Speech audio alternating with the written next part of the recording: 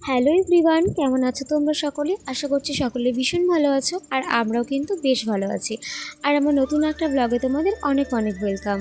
সবাইকে জানাই শুভ নববর্ষ। আজকের দিনটা তোমরা সবাই ভীষণ ভালোভাবে কাটাও, সুস্থভাবে কাটাও, আর বছরের প্রত্যেকটা দিন যেন তোমাদের ভীষণ ভালোভাবে যায়। আজ এসেছিলাম বাবার বাড়িতে ঘুরতে পয়লা বৈশাখের দিন। আর আমাদের বাবার বাড়ির এখানে একটা মন্দির আছে, রাধা মাধবের মন্দির।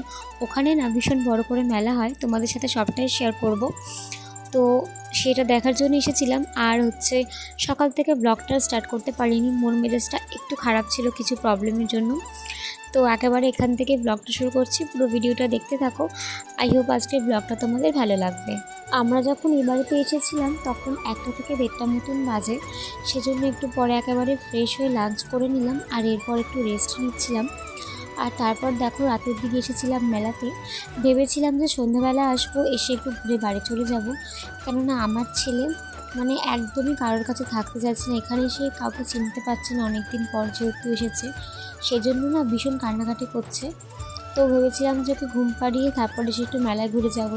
তো ঘুমিয়েও পড়েছিল সন্ধ্যের দিকে। তো রেডি হয়ে গেছে, আর তারপর উঠে একদম কান্নাকাটি করছিল, তাই ওকে ঘুম পাড়িয়ে তারপর একেবারে মেলাতে আসলাম।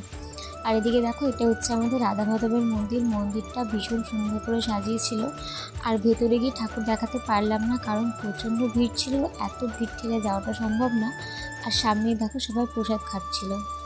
আর এদিকে দেখো খুব সুন্দর সুন্দর ইয়াররিংস বিক্রি হচ্ছিল, তো সেগুলো দেখছিলাম। আর কিনতে কিছুই পারিনি, কারণ মেলাতে গিয়ে আমি ঠিকঠাক করে আধ ঘন্টা টাইমও কাটাইনি।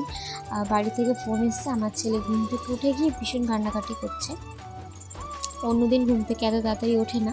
আর এদিকে দেখো দুই বান্ধবীর সঙ্গেও দেখা হয়ে গেল। আর এদিকে দেখছিলাম সফট টয়েস, হ্যাঁ ছেলের জন্য একটা নেবো, সেই জন্যই দেখছিলাম। তো এখান থেকে একটা নিয়েছিলাম, সেটা পরে দেখাচ্ছি আমি ভিডিওতে। তো ছেলে তো আমাকে ভীষণ কান্নাকাটি করছিল, কোনো দিন ঘুম থেকে ওঠে না।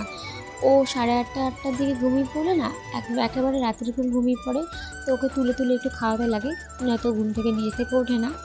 আর আজ কি হলো, ঘুম থেকে উঠে ভীষণ কান্নাকাটি করছিল, রীতিমতন আমি দৌড়াতে দৌড়াতে বাড়িতে এসেছি।